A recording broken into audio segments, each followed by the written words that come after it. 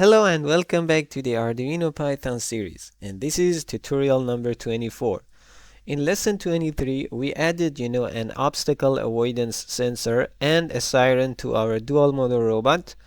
Today, we are taking another big step. We are adding a tracking module, also called a line sensor. And we are changing the way the motors behave. Instead of ramping up, one motor at a time, now both motors ramp up and down together, just like a real robot would. And when the tracking module detects, a line, we will automatically adjust, the motor speed to steer the robot, like just a simple form of line following. And by the end of this video, you will have a robot that can avoid, obstacles, sound an alarm, and respond to lines on the ground. This is getting very close to, a real autonomous robot. So let's dive into the new hardware and code. So we are keeping all the components, from lesson 23, Arduino Uno L298N, driver module, two motors, two DC motors, start stop buttons, two push buttons, obstacle sensor and a buzzer, but we are adding one more sensor, tracking module, or as I told you, line sensor. So this is an IR sensor module that detects the reflectivity of the surface. It outputs a digital signal, typically low when it sees a white line or a reflective surface, and it says it sends high on dark surfaces. So it's active low, just like the obstacle sensor. Okay guys, let me explain to you about today's wiring and hardware. The hardware is exactly the same. We only want to add one more module, the line detection, and the buzzer it's already connected on pin number 11, but I want to just connect it to pin number 9. Pin number 9, it's also the pin number 9 also has, as you can see, the PWM capability, so it doesn't have any, it doesn't make us any issue. And because this pin number 11 and 12, these will be two last pins, so we can use all these pins here. Okay, we can use all these pins here. That's why I changed the buzzer pin.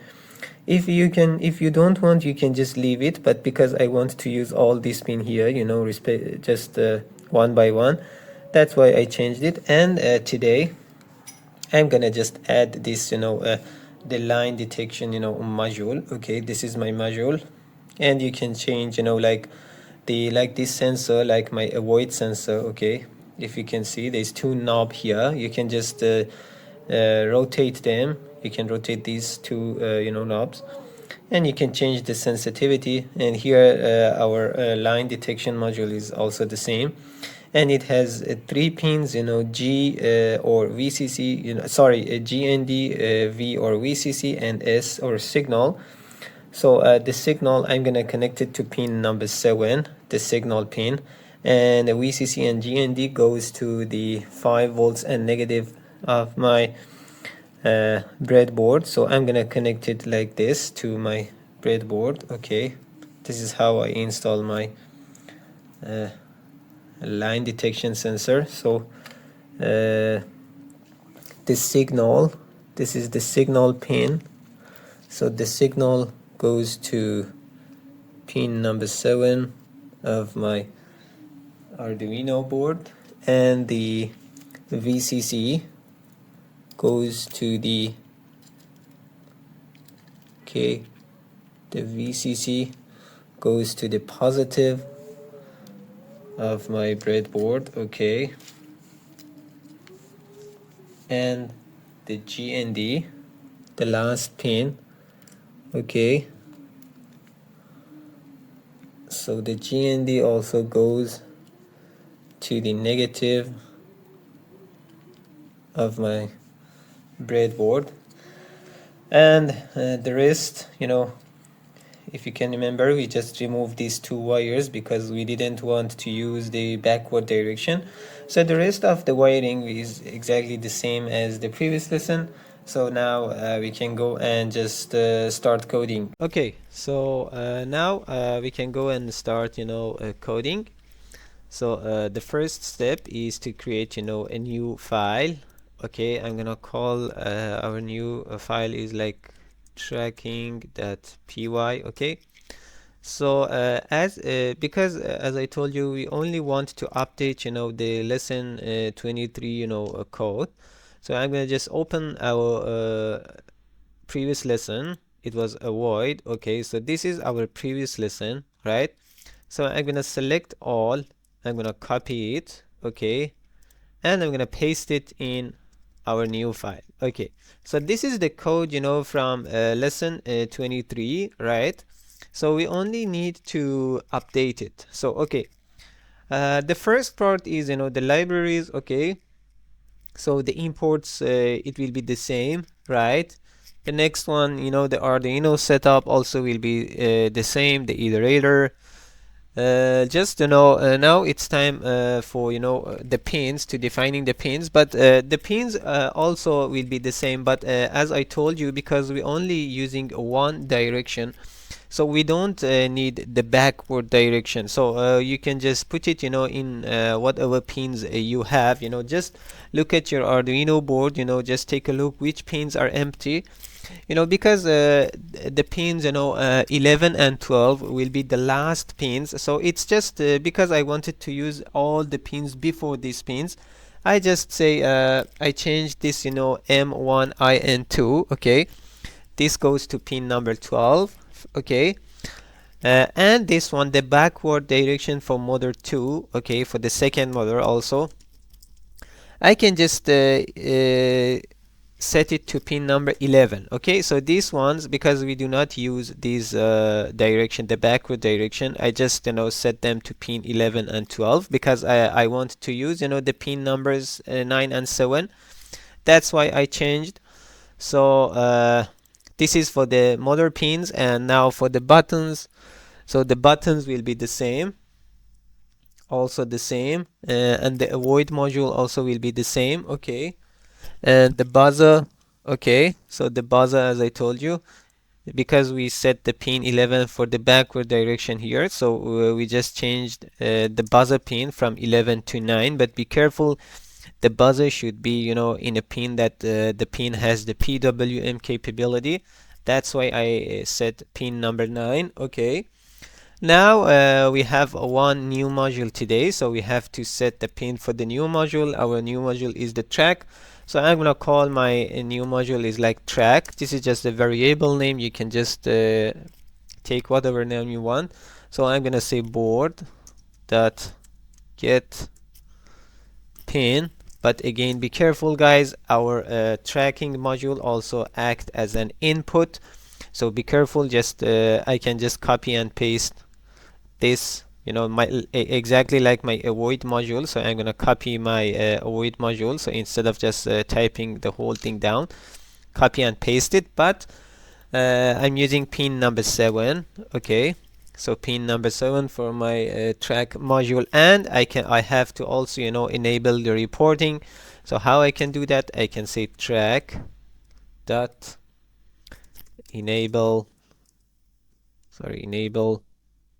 reporting, open and close parentheses. So here we set pin number 7 as a digital input. Be careful, it's digital. Okay, as a digital input, and enable reporting. So this will let us read the line sensor.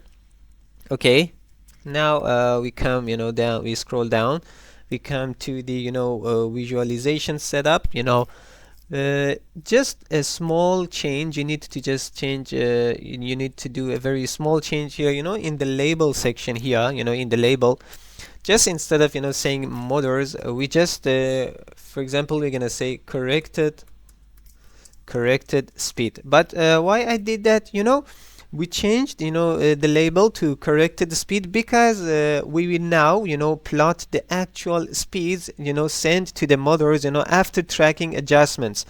So it will not be, the raw target anymore. It's just, because when you're tracking, or when your line module just detect, for example, a line, it will change the speed of, for example, the first motor, because it wants to, to do the steering. So it's not just one, constant speed. It wants to update the speed. It changed the speed. That's why I just changed the. That's why we changed this label here. Okay. It's okay if you don't change it. It's not, a compulsory. It's completely optional. But if we just we kept the label, motors, as it was before, the legend would be, kind of, misleading. Okay, because a viewer might think the dot shows, the intended speeds, when in fact it shows the speeds after correction.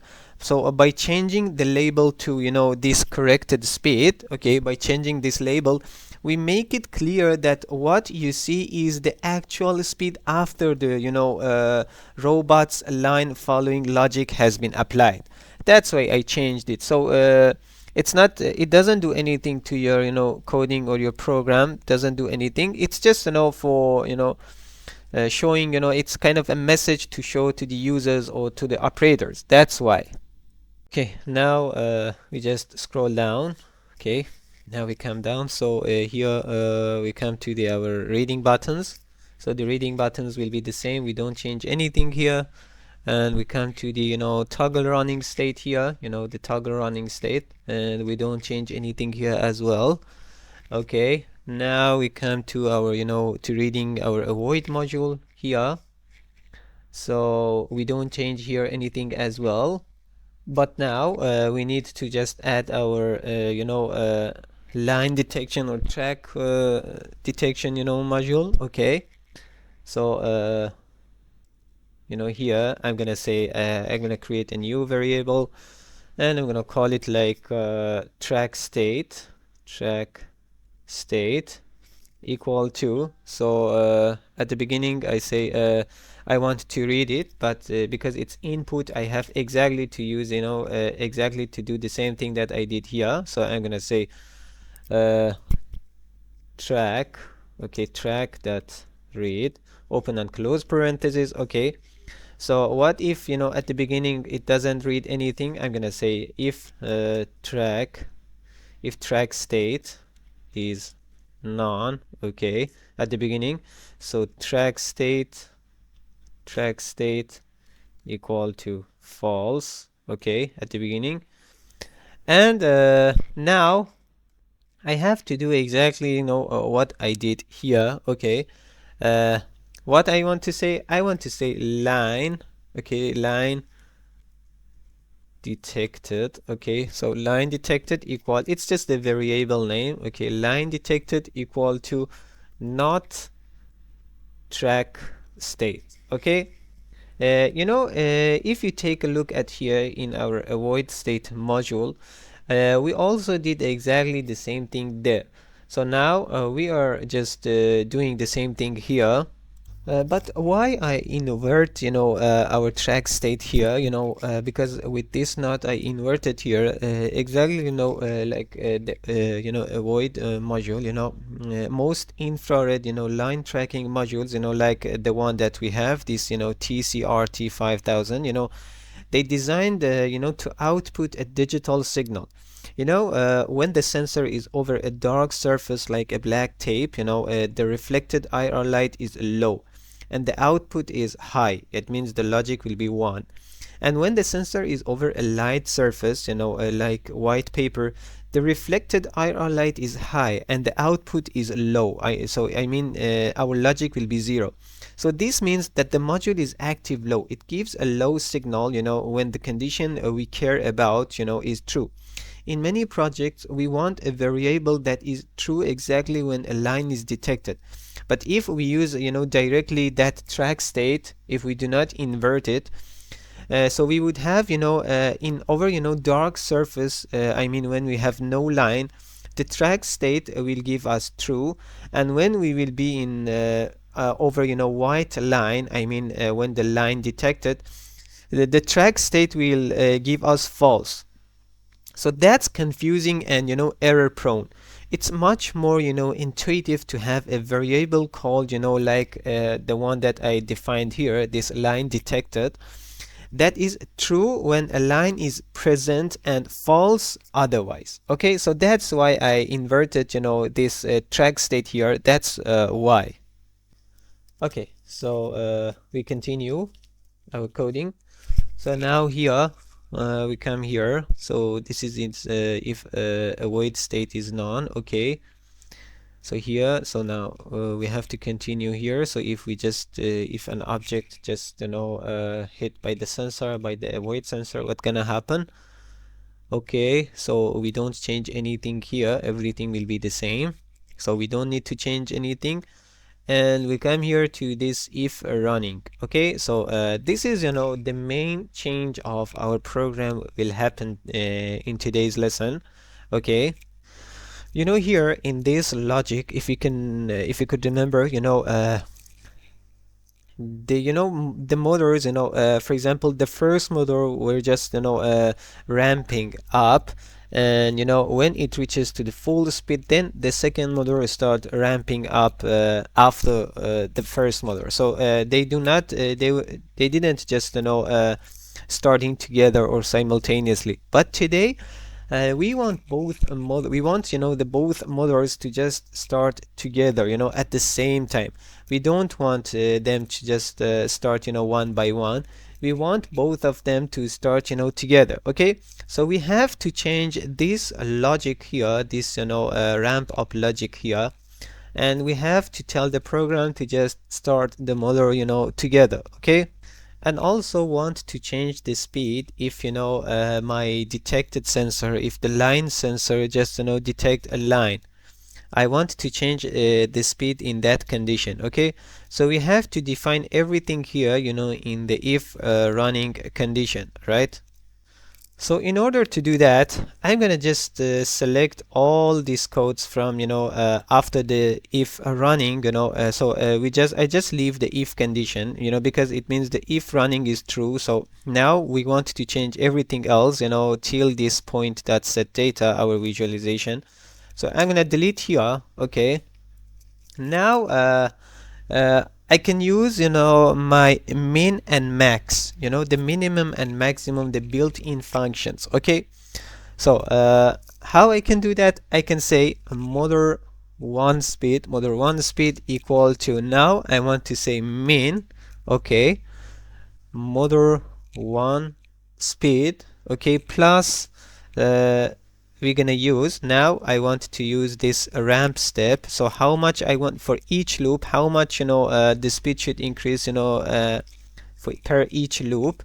So I'm gonna say motor speed plus ramp step. Okay, and what is the maximum speed of our motors? Our maximum speed is 100. Okay, right.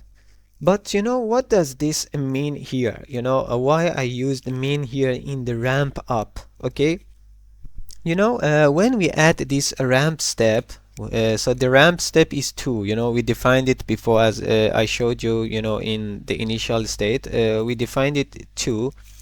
When we add ramp step to the current speed, the result could exceed 100, could exceed this number. This is the maximum speed of our motor. For example, if a motor 1 speed is 99 and we add one more this ramp step, it becomes 101. So it's an invalid speed.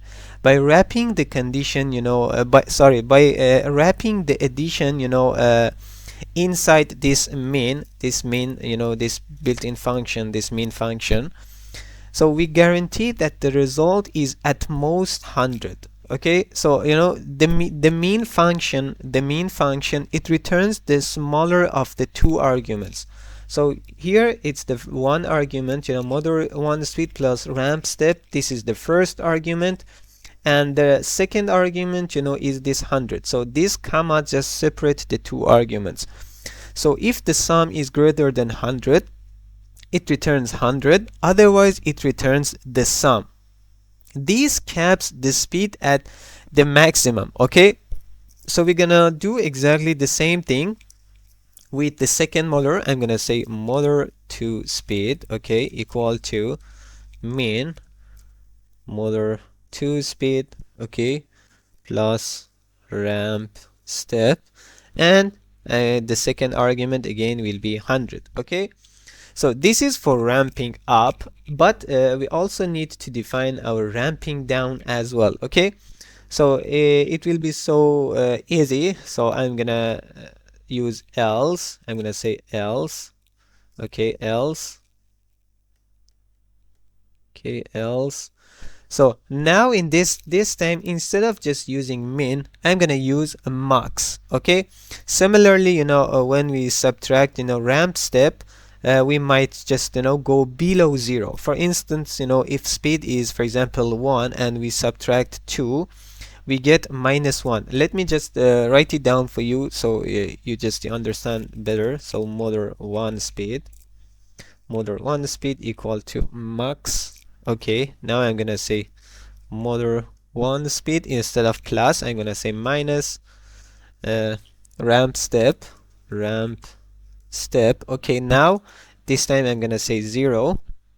Okay, so as I told you, using this max built-in function with this 0, it ensures that the result is at least 0. So the max function returns the larger of the two arguments. So if the subtraction yields a negative number, it returns 0, otherwise it returns this result. So okay, I'm gonna do exactly again the same thing with the second motor. I'm gonna say motor 2 speed, okay, equal to max, okay, and I'm gonna say motor 2 speed, okay, minus ramp step, okay, and 0, okay.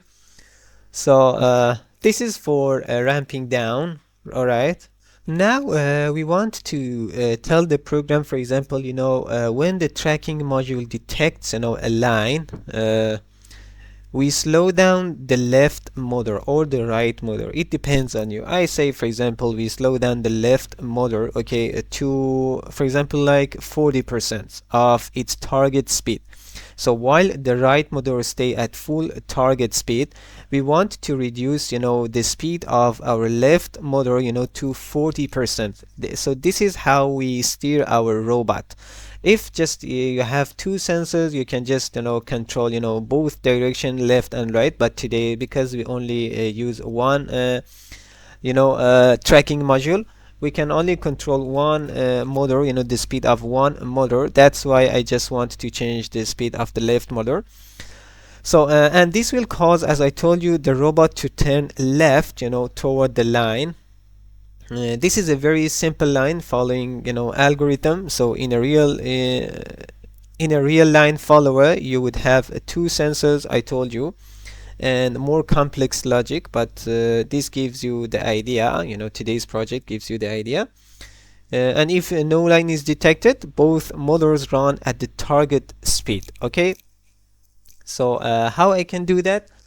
I can say here I'm gonna say if line detected, okay, if line detector is true, then left speed, I'm gonna just use these two variables, the left speed and right speed that I defined above. So I'm gonna say if line detected is true, then left speed equal to, I want to reduce the speed. How I can do that? I can say motor 1 speed. I can just multiply it by, for example, 0.4. So by it depends how much you want to reduce the speed. I say 0.4, you can say 0.8, 0.7, or whatever you want. I say just 0.4. But I want the second motor to just I don't want to change anything in the speed of the second motor, so I'm gonna say right speed equal to motor 2 speed. We don't change anything. Otherwise, if this line detected is not true, if they don't detect any line, if the sensor doesn't sense any line, what gonna happen? I'm gonna say else So I'm gonna say left speed equal to motor 1 speed, and right speed equal to motor 2 speed. Okay, this was so easy, so I think all of you now understand what we did here. Okay, so now the only thing that left and we have to do is just to update the motors, with the corrected speeds, because we want to send the corrected speeds to the motors. This happens in every loop, so even when ramping down, doesn't matter if you're in ramping up or ramping down loop state. We ensure that the motors respond immediately to the changes. So how we can just update our motors? Okay, I'm gonna just say set motor. Okay, now I'm gonna say M1 ENA. Okay, and M1 in 1 and M2 in 2, and I'm gonna say left speed. Okay, and for the second motor I'm gonna say set motor. Okay, M2 ENB. Okay, M2 in 1, M2 in 2, and I'm gonna say right speed. Okay, so we updated our motors. Okay, now here in our visualization, just instead of saying motor 1 speed, okay, instead of saying motor 1 speed, we can say left speed, and instead of motor 2 speed, we just update it to right speed. Okay, so here we plot the actual speed sent to the motors, so you can see the effect of tracking correction on the graph. That's why we changed it. If you don't change it, you can just see a constant speed, and you can't just see the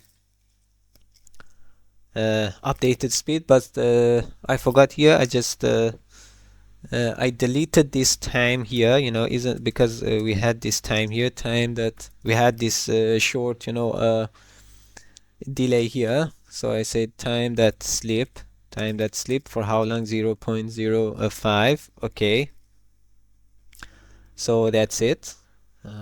Okay, oh no, this time that sleep is at the end. Sorry guys, I forgot. Sorry, I made a mistake here. Okay, so you don't need to just add this time that sleep because it's here, this time that sleep, and you don't need to change anything. Sorry, I made a mistake because this delay should be at the end of our main loop. It should be at the end of our main loop. This loop, it should be at the end, and here is the end of our loop. So I forgot, I made a mistake. So this is we didn't delete this, so don't add anything else. And we come down. This is our cleanup. This is our cleanup section, our cleanup. Yes, it's we don't need to change anything because we don't add any, so everything is here. So I think it's okay. Now it's time to go and just run our program and see the result. Okay guys, let me run the program and see what's gonna happen. Okay, so I'm gonna press the run button and we are waiting. Okay, and as you can see, this is my okay, this is my this is the avoid sensor, this is my buzzer, and this is my the new module that today I just install it, my the line detection sensor. Okay, and these are the motors. Okay, all right, so now here this is my dual DC motor ramp control. This is the 2D visualization. Okay, and now here as you can see, so we updated the legend here today. Okay, so now let me just let me just press the start button and see what's gonna happen. Okay, Okay, see, both models, so they run together. Okay, so everything works perfectly so far. So the both model, they are working together. Now, this is my, as you can see, so this is my line detection, module. So if I just, for example, make something, if I approach, something to the sensor, let me see what's gonna happen. Just take a look at the, the visualization window and check the speed. Okay. Yes, it works great. See, guys? Okay, see? When I approach, yeah, for example, the sensor now, it doesn't detect any. It sounds like now it's just going on one line, but if it goes out of the line, okay, see, yes, it decreased the speed of the motor. See, the first motor, it decreased the speed of the motor to steer the robot. Okay, see, one more time. Yes, yes. And if you look at the, the window and the visualization, yes, see, now the motor 1 speed, it became to 40%. Okay. And now let me check the, the avoid detection module one more time. Yes. And you hear the buzzer? Yes. Okay, now if I press the run button one more time. Okay.